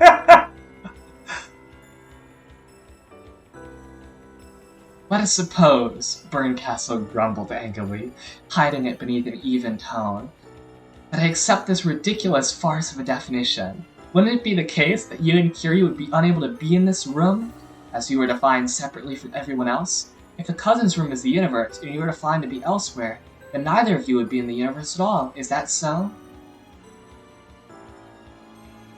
Beatrice smirked. Not necessarily. It's possible to describe a pile of apples, oranges, and pears, bananas, and cherries as a pile of apples and various fruits. Describing the others as fruit doesn't preclude that the apples are also fruit. So in the same way, saying that Battler and Curie and the people in the next room over were in specific parts of the universe doesn't necessarily mean that they weren't in the universe at all. Her voice lowered with a predatory glare. Is that so? Is that not so, Lady Berncastle? Lambda Delta swiftly agreed. In one moment, Erica sealed the entire universe in an inescapable sphere of duct tape, an ever-expanding shell growing at the speed of light itself. Exactly as I'd expect of you, Berncastle, to have such powerful furniture and throw it all away. Berncastle was not amused. She stood in her chair, nursing the remnants of her cold and bitter tea, eyes following Battler. Let us conclude as follows. Erica sealed herself and everyone else that exists and was not previously defined in the Cousins Room, which is defined as the universe. She then moved in the subdivided guest room, in which I was supposed to be found. Cannon, who is also somewhere in the universe, was not ever actually defined to be trapped in any specific physical space, and therefore could have switched places with me at any time by simply entering thy room.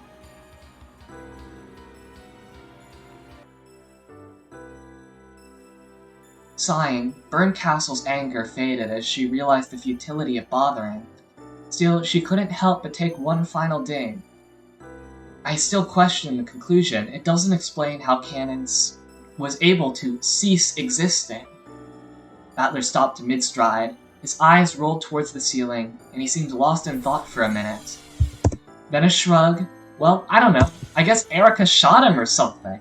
I didn't really think that far ahead.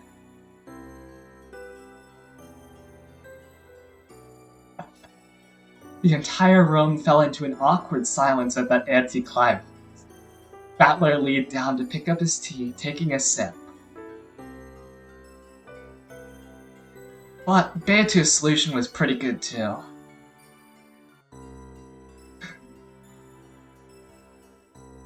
Do you want stupid logic battles like this? Just read Human Echo, and yes, it makes a great reaction image. What? Huh? Heh.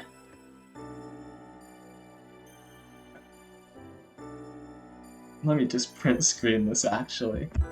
Or, hold on. Yep. There we go.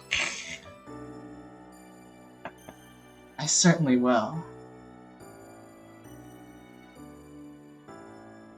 But yep. That's Human Echo. As for the character of Lambda Delta, Lambda is the third letter of the Greek alphabet, and Delta is the fourth, which is a reference to another character from another series you might be much more familiar with. Here's the image? Yeah. Where's one that's from the anime, just so you can...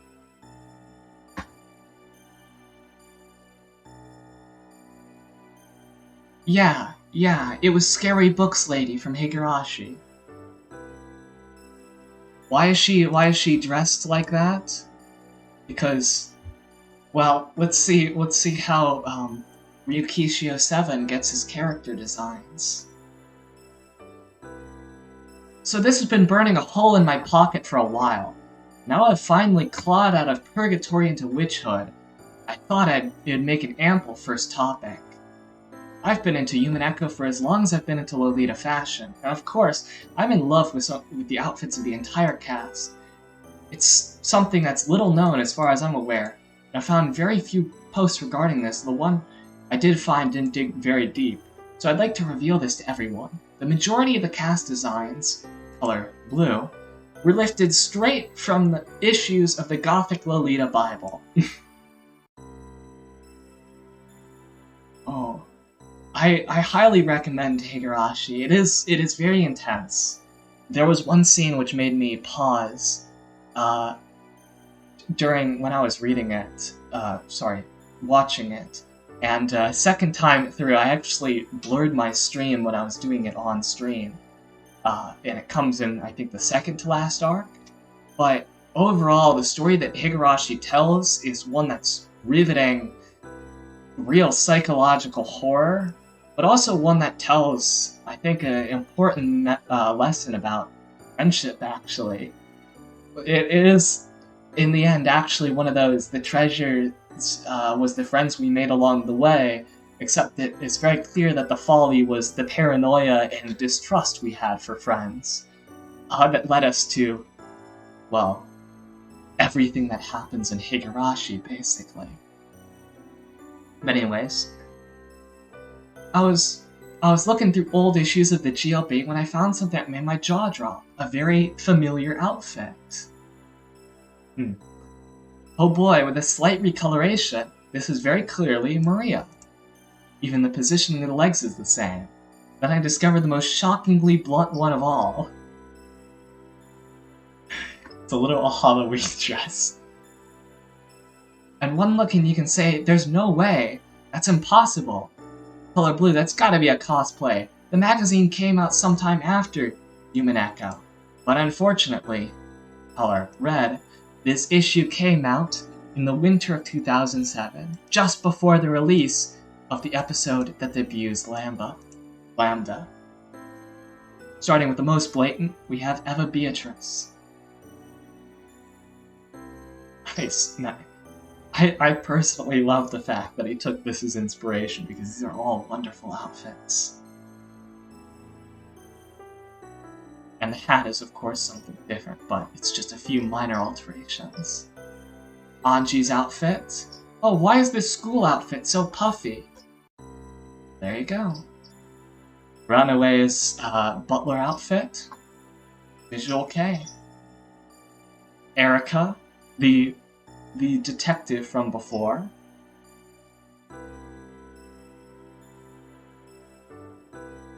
Right on the nose, from her shoes to her stockings to her lace collar to her funny little hat. Heck, even her odd haircut seems to have originated from Ryu adding pigtails to this girl's bob. Ta-da.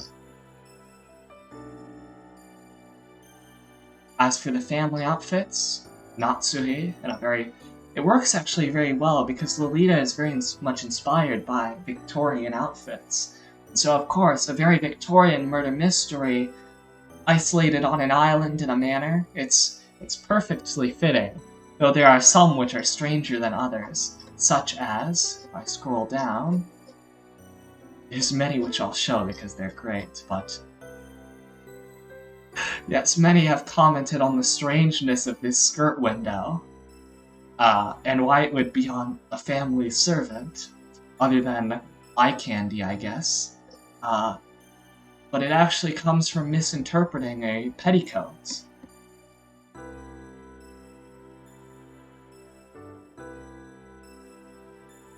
Ta-da!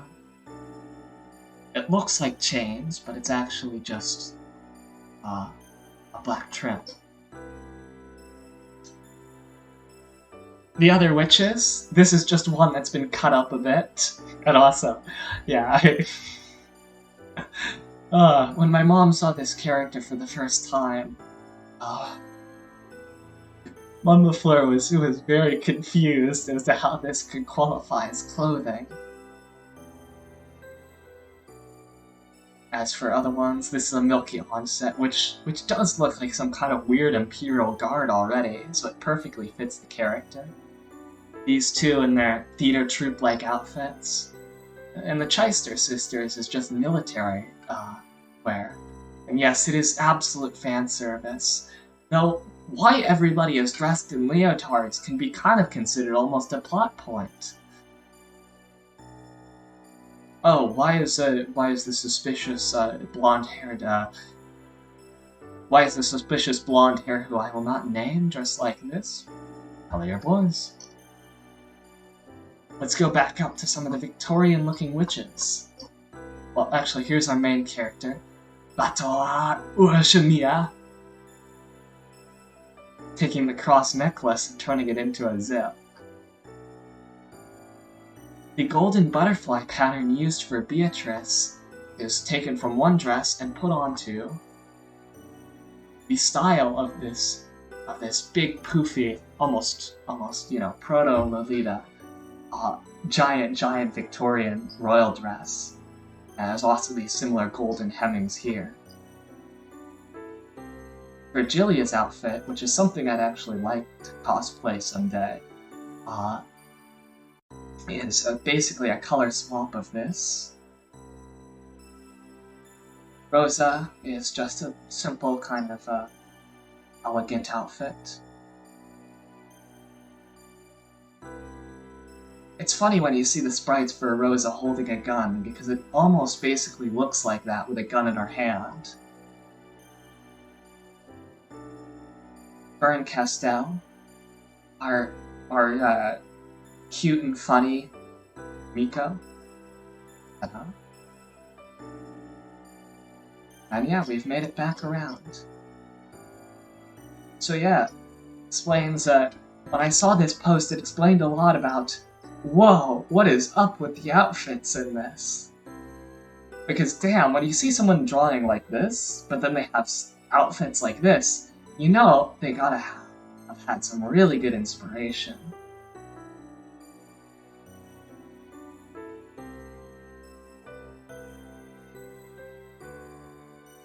Ugh, I need a drink of water.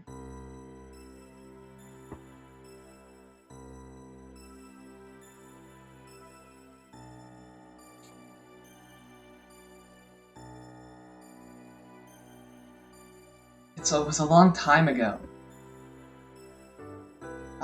I'm actually thinking of stopping soon too. My throat is hurting a bit.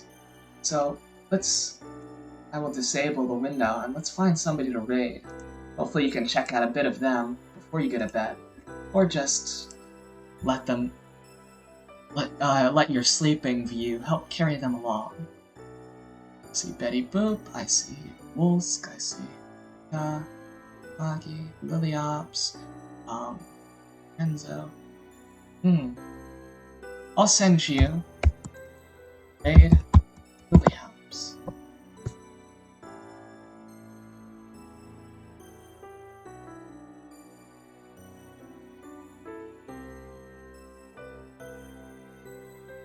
A very, very cute and funny Miko as well. Be sure to give her your attention, and her voice is quite peaceful.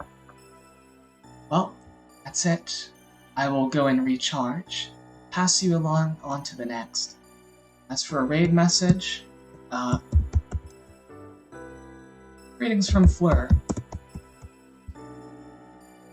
I think that might be a regular for when I can't think of anything else. That, or just Atelier boys. Atelier boys. Yeah. I don't know. Your choice.